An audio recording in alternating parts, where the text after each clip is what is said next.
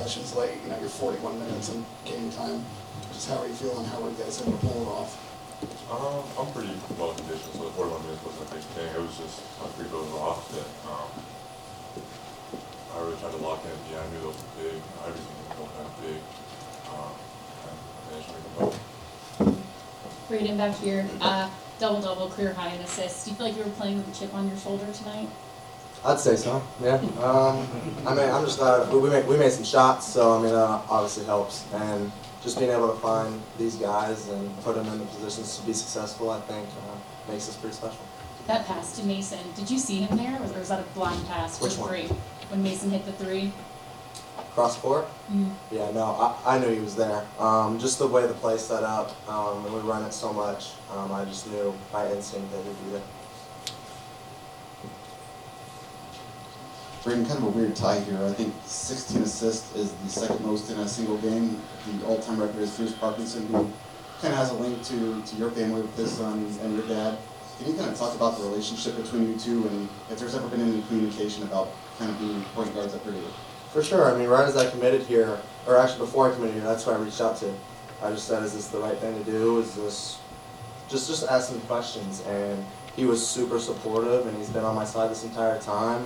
He's giving me tips, and just kind of having him in my back pocket whenever I need him is obviously a plus. Zach, you played 2 overtime games now with Northwestern. You're obviously having a decent season, a good season. What is making them so tough when it comes to playing game guys? They're just a tough shot-making team. I felt like there was a lot of possessions where we had pretty good defensive possession. We got a good contest. We got the shot we wanted, and they just were making them. Kind of when that happens, you got to tip your cap, say a good shot, and move on. They're a tough team. I mean, they're a really, really good team. When you can shoot the ball like that and catch them on a hot night, it's going to be tough to beat them, but I'm proud of the guys that we did. Fletcher back here, what do games like these, you guys have been in a lot of these close games, and obviously you get everyone's best shot, but what do games like these, especially when you come out on top, do for this team going forward? Yeah, I think they're huge for us. I think it's not always going to be easy. I think it's shown, and if it was going to be easy, everyone would do it. I think it just puts a lot of pressure on us. I think that a lot of teams might start yelling at each other. A lot of teams might not just stick together and get a win, but it proves that we can do that. It proves that when we get down or we get into a close game that we can win. We can do it and win again. Hey, Braden. Question for you, extra conditioning. Watch the documentary, The Garage. What did that do for you at a game like this, knowing it's a big physical game? Yeah, I mean, that was about 3 or 4 years ago. But just kind of digging down deep and having the mentality of just keep pushing through. I mean, 5 minutes, that last 5 minutes was the longest 5 minutes I've ever been a part of. But, I mean, I'm just proud of our guys, and we stuck with it and pulled up the win. Fletcher, can you take us through the possession that led to the 3 that you hit, make it 96-90, the pass from Braden, and just how that possession unfolded from your perspective? Yeah, I'm pretty sure it was a broken play. Braden attacked the baseline, and he's the best I've ever seen at being able to know where his shooters are at. I think that going along the baseline, jumping in the air, the pass that they get mad at him for throwing a lot of times, but he's so talented that I trust him to do it. And he saw probably 2 of us, me and Mason, but he lobbed it over the top of me and just getting my feet set and knowing the shots and work that we put in. It's for moments like that, so go in shot or see him shot. Zach, you went 6 for 6, or the team went 6 for 6 from the field in overtime. Did you see any different looks on defense, or what kind of led to that? Yeah, we did a really good job wearing the team out with foul trouble in regulation, and then they had kind of those tough matchups. It's not what they wanted to do, obviously, but they had to do it. It's kind of how we play.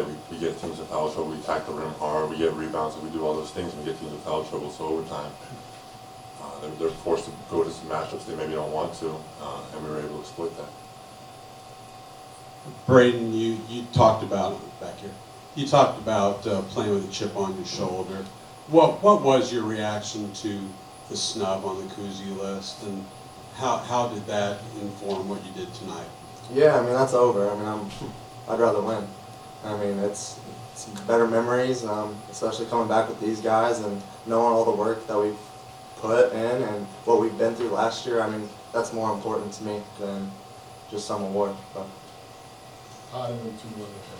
Zach, Northwestern's plan, defensive plan is clearly to try to win the battle of attrition in terms of fouls. How do you keep your wits and deal with their plan and get through it? And I just take it as a compliment.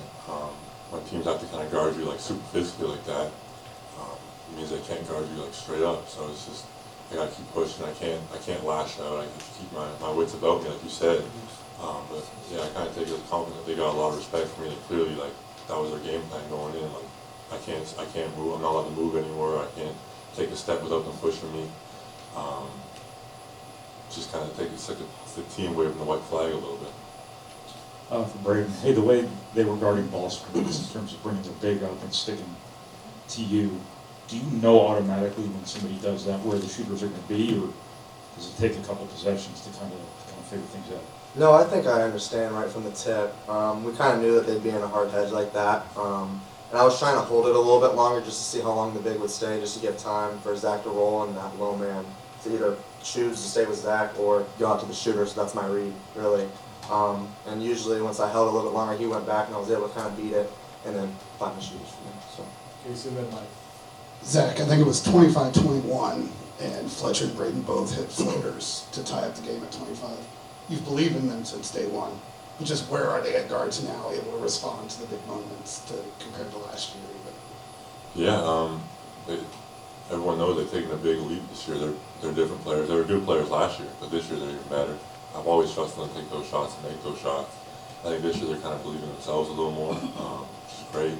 I always want them to shoot the ball. I told Pete for 2 years, I told Fletcher 2 years, like, every time you catch it, like, I really believe in them as shooters. I think they should shoot a lot more and make a lot of shots. So it's like, it kind of reinforces my beliefs.